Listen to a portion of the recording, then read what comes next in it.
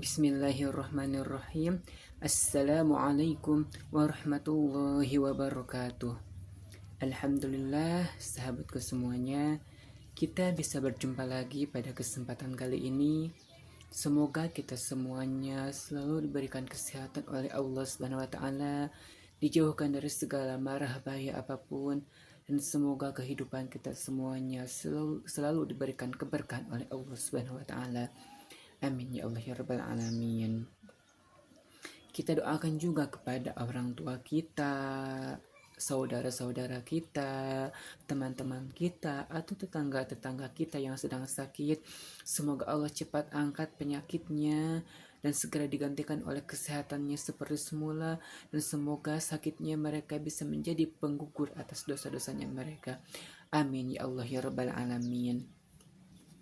Alangkah baiknya untuk mengawali pertemuan kita pada hari ini, kita awali juga dengan membacakan salawat kepada Rasulullah Shallallahu Alaihi Wasallam. Semoga kita semuanya mendapatkan syafaatul uzma di yaumil qiyamah nanti. Amin ya Allah ya rabbal alamin. Sallallahu ala Muhammad. Sallallahu alaihi wasallam. Sallallahu ala Muhammad. Sallallahu alaihi wasallam. Sahabatku semuanya, di minggu kemarin kita sudah membahas tentang Pardu Adus, dan insya Allah kita akan lanjutkan lagi sekarang pembahasannya dalam kitab Safinatun Najah, yaitu pasal tentang syarat wudhu. Mari kita baca dulu pasal tentang syarat wudhu yang ada dalam kitab Safinatun Najah. Bismillahirrahmanirrahim. Paslun ari ieu eta pasal sahiji. Surutul wudu'i ari pirang-pirang syaratna wudu, asyaratun eta aya 10. Al islamu tegesna kahiji Islam, wat tamyiju sareng kadua baleg, wan naqau sareng katilu kudu bersih, anil haidi tina nifas, anil haidi tina haid, wan nifasi sareng tina nifas. Wa amma yamna'u sareng kaopat ulah aya anu ngahalangan kana nepi na cai, usulal ma'i kana nepi na cai, ilal basyarati kana kulit. Wa alla yakuna sareng kalima ulah aya alal udwi kana anggota wudu, naon ma perkara yugairu anu ngabarobahkeun itu ma al ma'a kana cai. Nah, sahabatku semuanya, kita bahas dulu 5 dulu ya, pasal syarat wudhunya. Kita bahas 5 dulu untuk yang sekarang, nanti yang 5-nya lagi kita bahas di minggu depan. Baik, sahabatku semuanya, apakah kalian sudah tahu ada berapakah sih syarat wudhu itu? Syarat wudhu itu semuanya ada 10. Lalu apa saja sih syarat wudhu yang 10 itu? Nah, syarat wudhu yang 10 itu yang pertama al-islamu tegesna kahiji Islam. Jadi yang pertama itu Islam. Ingat, kalau orang yang bukan Islam maka tidak akan sah wudhunya, karena syarat wudhu yang pertama itu harus beragama Islam. Otomatis orang yang bukan Islam atau non muslim ketika dia berwudu, maka menurut kepercayaan kita, menurut agama Islam, wudunya tidak sah karena dia bukan orang Islam atau dia non muslim. Ketika kita ingin wudu kita sah, maka kita harus beragama Islam, karena itu syarat wudu yang pertama. Yang kedua, wat tamyiju, dan kedua harus balik, sudah bisa membedakan mana yang benar, mana yang salah, sudah memiliki buku catatan amalnya sendiri, sudah balik. Jadi Bagaimana kalau anak-anak yang masih belajar wudhu, yang belum balik sekitar umur 8 tahun atau 7 tahun yang belum balik, apakah boleh melakukan wudhu anak yang belum balik? Boleh-boleh saja, malah bagus kita ajarkan anak-anak kita sebelum balik untuk bisa wudhu dulu sebelum balik. Nanti ketika dia sudah balik, dia sudah bisa berwudhu karena sebelumnya kita sudah mengajarkan wudhu kepada anak itu sebelum dia balik. Jadi ketika dia sudah balik, dia sudah paham, dia sudah tahu bahwa wudhu itu harus benar wudhunya. Jadi sudah benar wudhunya. Nah, jadi nggak apa-apa, walaupun dia belum wajib, belum tidak sah wudhunya karena tidak memenuhi syarat, tapi bagus, boleh dia harus belajar wudhu dulu. Diajar belajar wudhu dulu supaya dia terbiasa berwudhu dengan cara yang benar, yang baik, yang sesuai dengan aturan. Walaupun dia belum balik, tapi nggak apa-apa, kita ajarkan dulu dia sebelum dia balik, sebelum anak itu balik, sebelum anak kita balik. Kemudian syarat wudhu yang ketiga adalah wan niqa'u, dan harus bersih anil haidi, dari haid, wan nipasi, dan dari nipas. Nah, ketika ada seorang perempuan ininya, karena khusus bagi perempuan yang haid dan nipas, perempuan tersebut sedang haid atau nipas, maka ketika dia berwudu itu tidak sah wudunya, malah bisa jadi haram karena dia sedang tidak suci, sedang haid, sedang nipas. Bukannya jadi pahala dia berwudu, malah jadi berdosa karena dia sedang haid atau sedang nipas. Jadi wanita yang sedang tidak suci atau sedang haid dan atau nipas, maka dia tidak boleh berwudu karena wudunya tidak sah, tidak memenuhi syarat wudu yang nomor 3, yang harus bersih dari haid dan nipas. Maka tidak apa-apa wanita haid ya dan wanita nipas tidak berwudu, tidak sholat, itu nggak apa-apa karena memang itu sudah fitrahnya wanita mengalami haid atau menstruasi. Malah jadi berdosa ketika wanita tersebut yang sedang haid atau nipas memaksa untuk berwudu, memaksa untuk sholat, ingin sholat karena merasa ibadah, padahal dia sedang haid atau nipas.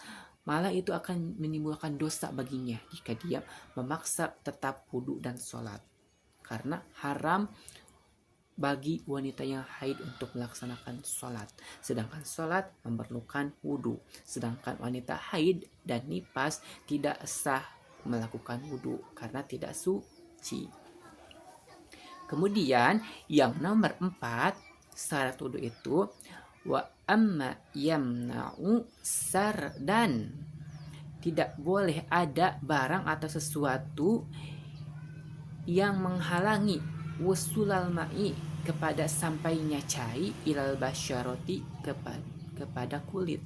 Jadi dalam anggota wudhu itu kan ada wajah, kedua tangan, kepala, dan kaki. Nah, dari anggota wudhu itu tidak boleh ada sesuatu pun yang menghalangi kepada sampainya air ke kulit, yang menghalangi air untuk sampainya air ke kulit. Jadi nggak boleh. Misal, apa sih yang menghalangi air sampai kepada kulit? Apa sih yang menghalangi air itu? Contohnya itu seperti tip egg, getah, kemudian cat. Nah, itu bisa menghalangi sampainya air ke kulit. Nah, ketika kita akan berwudu, misal di tangan kita tuh ada tip egg, maka kita bersihkan dulu tip egg-nya sampai tidak ada tip egg-nya di tangan kita, lalu kita bisa berwudu ketika tip egg-nya sudah tidak ada atau sudah bersih dari tip egg, sudah bersih dari cat anggota wudunya, sudah bersih dari getah anggota wudunya, maka kita boleh berwudu, sah wudu kita. Jadi kita harus hati-hati ya, jangan sampai di anggota wudhu kita ada barang atau sesuatu yang menghalangi sampainya air ke kulit. Jadi harus berhati-hati, kita harus jaga anggota wudhu kita supaya air itu bisa sampai kepada anggota wudhu kita tanpa ada yang menghalangi. Bagaimana dengan pulpen? Apakah pulpen dapat menghalangi sampainya air ke kulit? Tergantung pulpennya. Kalau memang pulpennya bisa dikupas, kalau pulpennya yang nempel di tangan itu bisa dikupas, dibelek-belekan, kata Sundanya mah. Nah, itu menghalangi air. Tapi kalau memang si tinta pulpennya tidak bisa dikupas, maka itu tidak menghalangi air. Jadi cukup digosok aja pulpennya. Lalu bagaimana dengan bekas pulpennya?